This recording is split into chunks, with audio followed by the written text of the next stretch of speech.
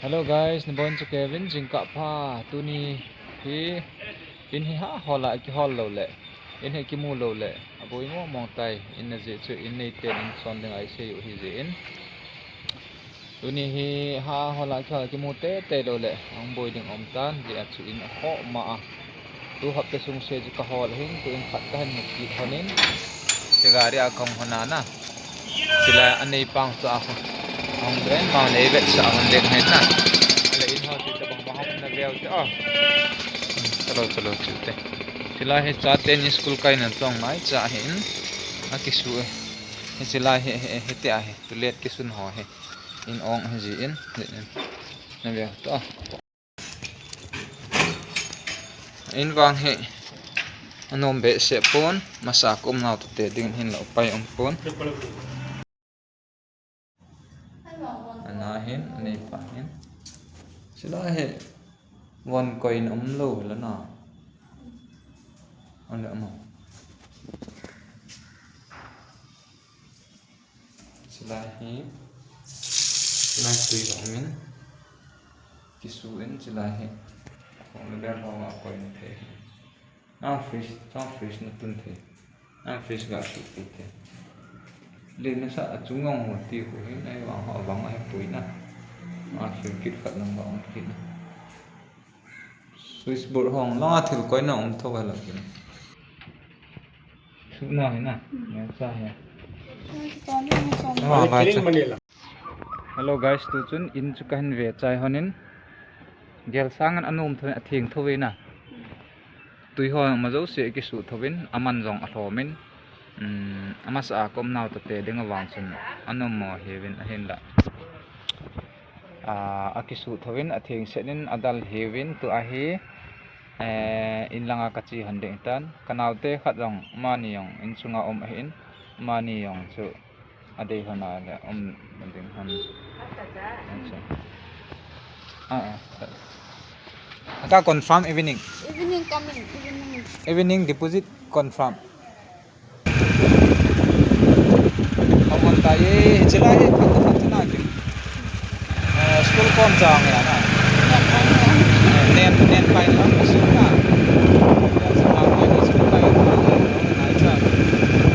hello guys tu chun kong thong honin pathen lung set ra lên yel sang ha phai zo in bai cha non ta khat pathen ki mu hin apha be se le hin he ta he ke ho in chu chilai he in kasai banga chu amas tu a kom naw chu he building yong he pon a chung chu tin di dan he hen la tu a kom naw he aboi ta ji a chana tu de 30 khat sunga ki chon dinga kom ji awa chu otena ki hola hin na chang sa la la chu ki mo hen ta he kanaw te ni mani hen khial ham de hen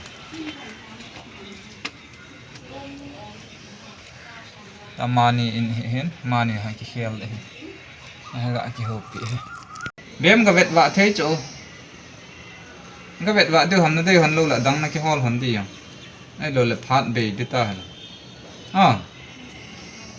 ngap che du ham ga re ga ve o tin na bem na dei han lo wa la kho lo dang na ki hol thei han na hol ki e wa na wa chu le na lin chu nu kim na dei chu le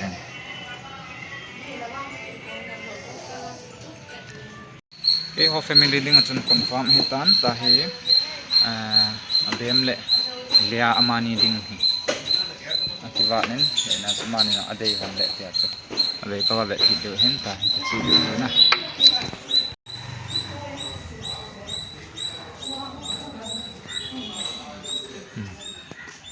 ahong hon tan ka chi de tai tanki chila tui thing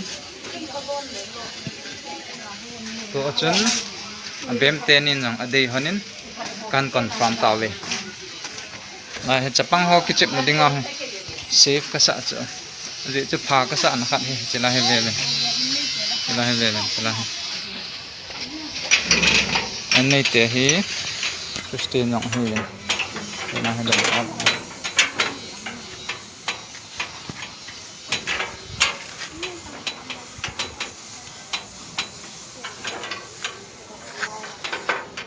cái ha vậy đây hẳn na tôi chun hay lệ khát về đến căn về trái bên deposit confirm kan bon anding sang khat lang kan pe ta ven ni tha le kichon le ta amon wa ve no ma no ma la yong chapang ki chep len dinga de ma chu ga he ven tin na ga riang kam do na ina ve lang a ho ichi a hele naw te ni school kai na ding nai cha te enge hele na chi ki ta ta tu chun khat ve ding in confirm a hyal yal tan ka hong thong kit hon tan in ta he ka cha te ni anun le a thang he kada kha han hen na ti hanam na ve ta pa ta ti jong ki da kha ding tan ka en ve lo he na ve bo chi he chi lai he chi lai ba room kot state ji ang sang li aka mai mai aka lo ba ki sau ji ngai tai ong chu ka en ve lo hen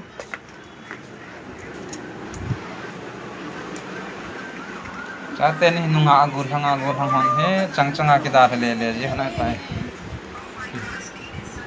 नवा हन ताई pop watch चम खत गा दार ले ले जी थे सुगे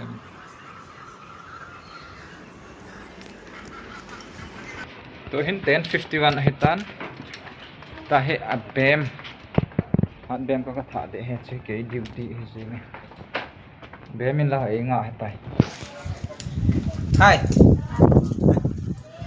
Bemin inga tan sama drop kaga bolding banting ah le mini kaga drop kite he suke using ka ni ake mana to ngi tan tin lana chi ta to thun ting leo mun hot sin vet sa ki ta wenge a as agun te nu cha kha vega pi cha ga ve ta agun na to nga ka chi ki te bye bye agun he as hatang tha ma he ma tamil ka mapping ala na sige top day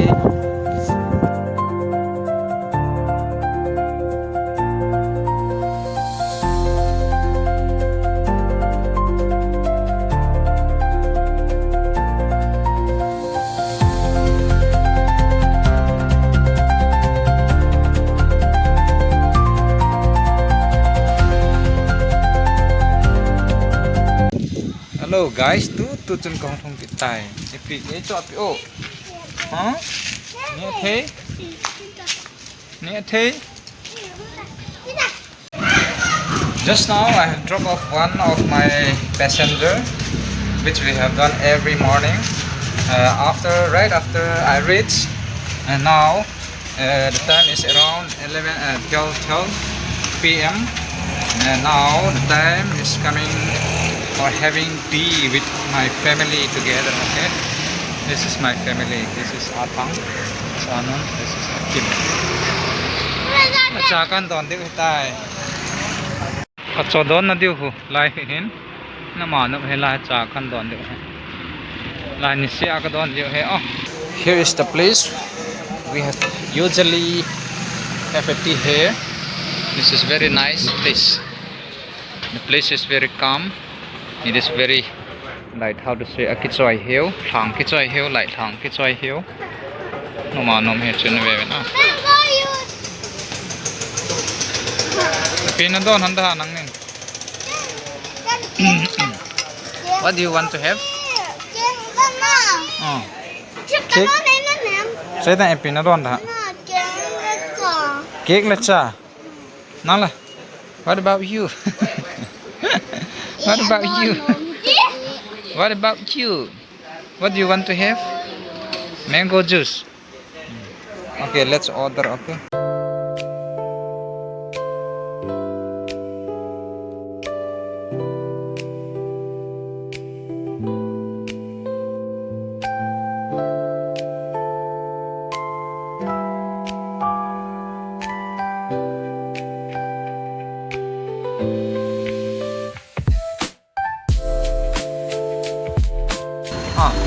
Are you happy? Atangin si phone anay na ba? Atangin laptop din ta kadang anay.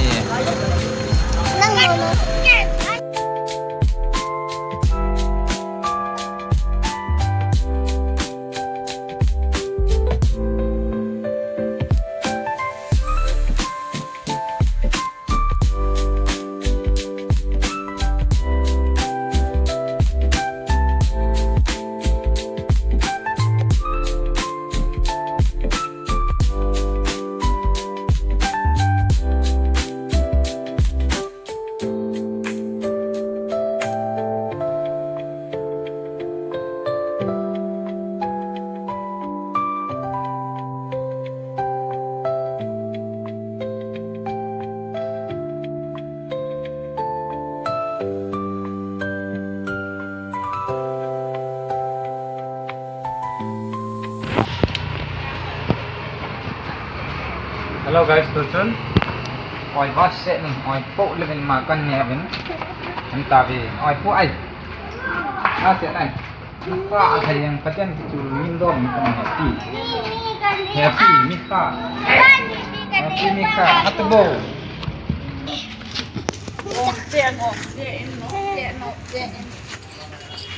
Setang.